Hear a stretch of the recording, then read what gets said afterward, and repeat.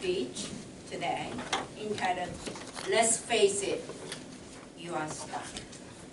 In his speech, he explores the importance of breaking down big goals into bite-sized, repeatable action. Please join me in welcoming Jonathan Ulrich.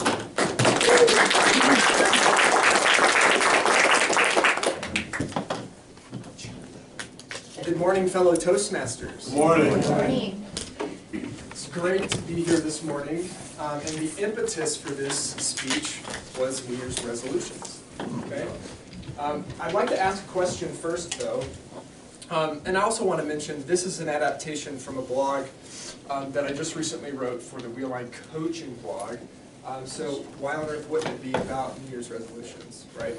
But by show of hands, has anybody ditched their resolutions yet? Good. I didn't make any this year. And the reason I didn't make any is because instead, I'm making bite-sized changes that are going to compound over time. Okay? So if you're tired of beating your head against the wall every winter as you try to make positive change by the act of sheer willpower, then I want to encourage you, one, you're in good company, and two, this message is for you. The other day I was at my office, standing by the copier, scanning a bunch of documents, and I heard a buzzing noise. And after a couple seconds of investigating, I realized that it was a fly caught in the blinds. And for what happened next, I'm not sure if it was because of something I ate the night before, or because it was New Year's Eve, or I was just feeling good about myself that morning, but I decided, I'm going to save this fly. So I walk over, and I pull the blinds, and the fly gets stuck on its back. So I said, I'm committed to this. I grab a piece of paper, I flip the fly over. As soon as it hits its feet, it takes off with great impetus. And I think to myself, that fly might have a chance after all. This optimism vanished seconds later as it took a hard right turn into the next set of blinds just to get stuck again. And as I stared incredulously at this fly, all of a sudden, memories from my past flashed through my mind, and I realized all the times that I have been this fly.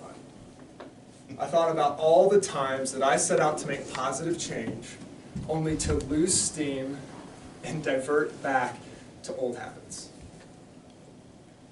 So since it's that time of year, I figured I would focus this speech on the fact that New Year's resolutions don't work. But bite-sized changes compound over time into extraordinary results. Now I know some of you, before I go on, I know some of you are thinking about that one person in your life who sticks to their resolutions. But spoiler alert, the rest of humanity struggles every year to make change in their lives. And you know what I'm talking about. For some of you, 2019 might have felt like a rinse and repeat cycle of getting stuck, then getting unstuck, only to get stuck again. It could be for a number of reasons, but at the end of the day, stuck is just stuck.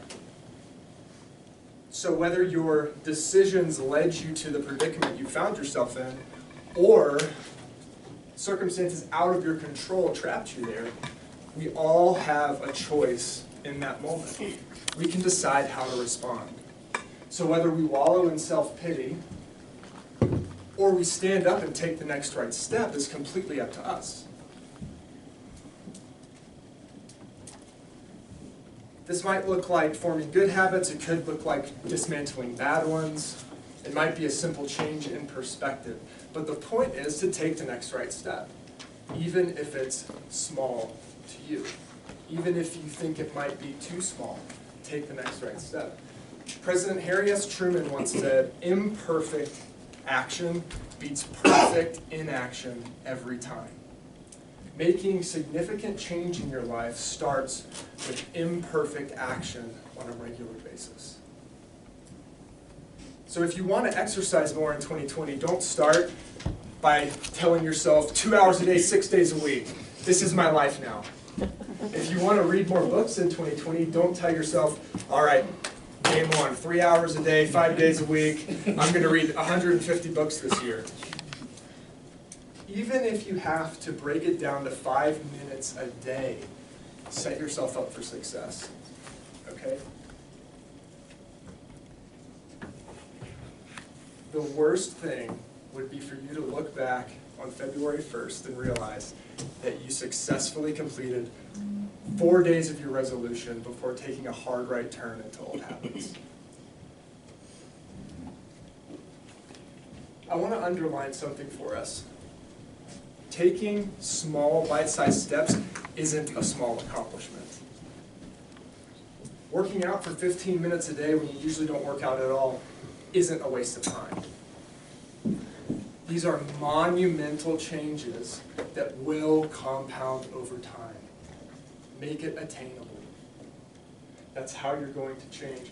2020 is going to be wasted if you look back a year from now and you've made no progress at all.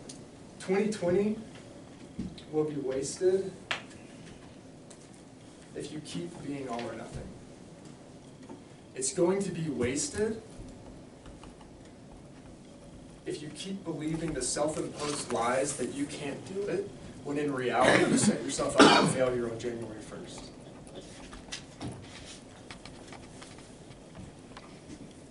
But what if I told you that in 2020 you could break the cycle? What if I told you that in 2020, oh man, I'm getting emotional, sorry. What if I told you that in 2020, the answers to your problems are already floating in your head? What if I told you that this could be your year of breakthrough? All it's going to take is imperfect action consistently, one day at a time. So I want to leave you with a question. What imperfect, bite-sized action are you committed to taking consistently in 2020? Please, don't be the fly and take a hard right turn to the next set of blinds. Head for the door. Take bite-sized action today so that a year from now, on January 15th, 2021, you can look back on a year's worth of growth. Thank you.